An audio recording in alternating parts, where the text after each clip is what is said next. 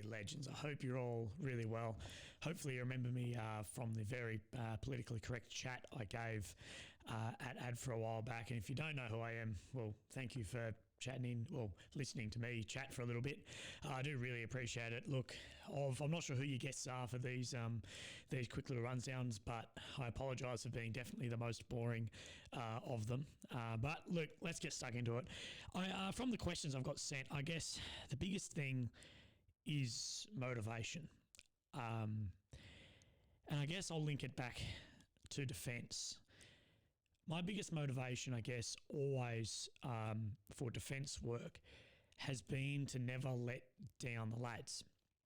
Now, I say lads, but, you know, working in an infantry environment, I've only ever really worked with men. But look, being for the boys, I think in modern day army is really a unisex term, even if, you know, you can bloody fight over the ins and outs. But being there for each other, that's my motivation.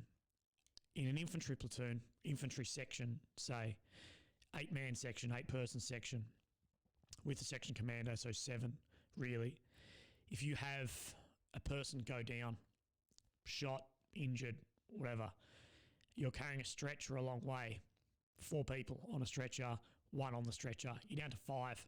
Front security, rear security, 2 machine guns. That's your 7. Secco commanding it all.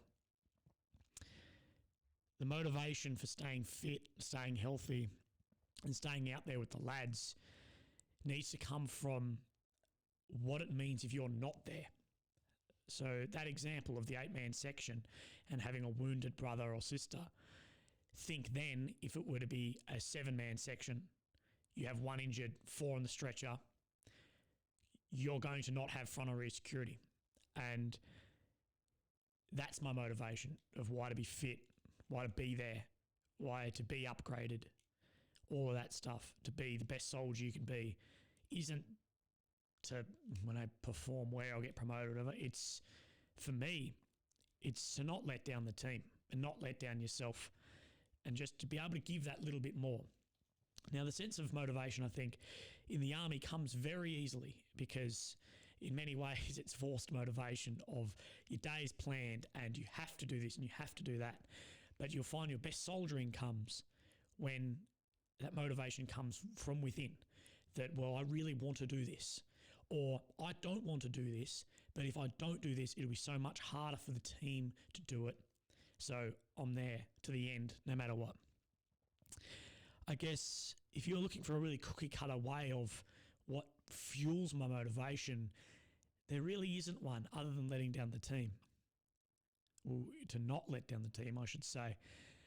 In the beginning of my career, 4 or 5 year mark, it was always about doing special forces selection. That's where everything came from for me. Everything rotated around doing that. The fitness, the aptitude, being the right person, how I acted, everything. And I put so much weight on that when I was diagnosed with my tumour that it sort of fell apart and I didn't know what to do. Where am I going to put my motivation? Everything I've done is because of that. Finding something you're passionate about, and now with my charity work or whatever, but it took me a while to find that. To find something you're really, really passionate about. In times of hardship, well, you will never go through hardship within defence, I guess, that your brothers and sisters to the right and left of you aren't going through as well. I guarantee you, when you're carrying that stretcher, you're doing that jerry carry, you're on that operation, you're on whatever, the person next to you is hurting just as much as you, if not more. And you are within yourself the motivation for that hardship. And I guess externally to defence, the hardships I've gone through really is just not to become a victim of it. My diagnosis is pretty unfair. It sucks. That's fine. But one thing that I won't let myself do is then become a victim of this.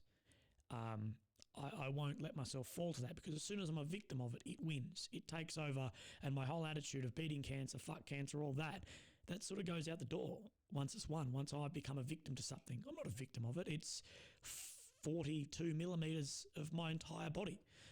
that doesn't control me. Shouldn't control my life. Even if it has massive impact, I'll still never be a victim of it. Even if it kills me, I'll still never be a victim of it, and I'll never let it control my life. And that's something that I think a lot of people should take. There's always something going on in your life that you're not happy about, but don't let it control the rest of your life and how you act to yourself, to others, everything. I'm a bad one for it. I fall into slumps of that all the time. Bloody hell, I'm not perfect at all. But that's probably the biggest one that I try and pull myself up on. And I guess getting into a slump, I've been in plenty of slumps. Being defense, the best thing is the people around you, your friends, your colleagues, God, even the ones you don't like, you just want to be fitter than or stronger than or, to succeed.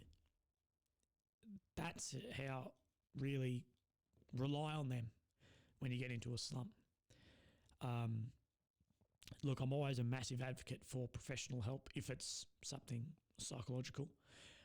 And the access for serving members is brilliant to mental health help.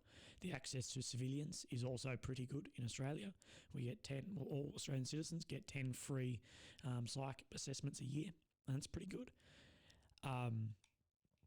So, look, the slump, finding yourself part of something bigger than yourself is always fantastic for a slump, and the defense is a fantastic thing that you're part of that is bigger than you. We are all, no matter your rank, position, what you've done, where you've been, who you were before this, you're a small cog in a big machine. And like it or not, all the cogs are the same size, no matter what rank they wear.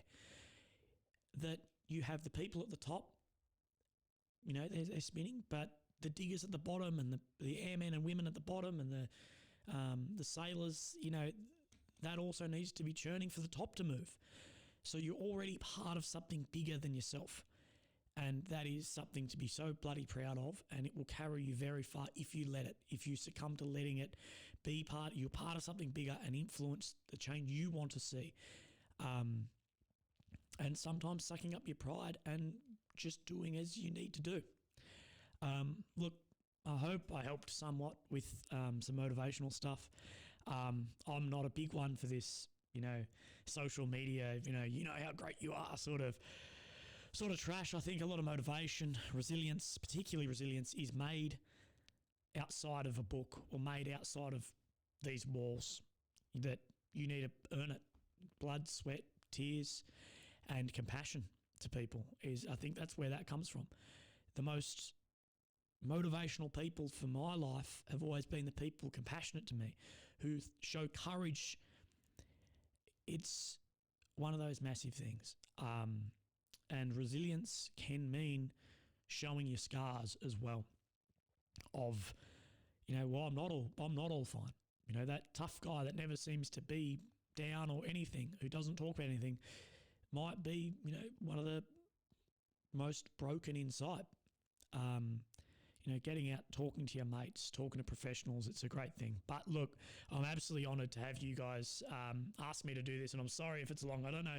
It's been 8 minutes. I'll finish it up. No, thank you guys, and I really would love to come back and have a yarn and a beer and go out in the town with you all when I'm back in Canberra once COVID ends. So look, thank you very much, guys, and keep it up. Any comments below, I'll reply to them as well as I can. So absolutely shoot that down if I've missed something. Otherwise, it's just me rambling. Righto. Cheers, dudes. Have a great night.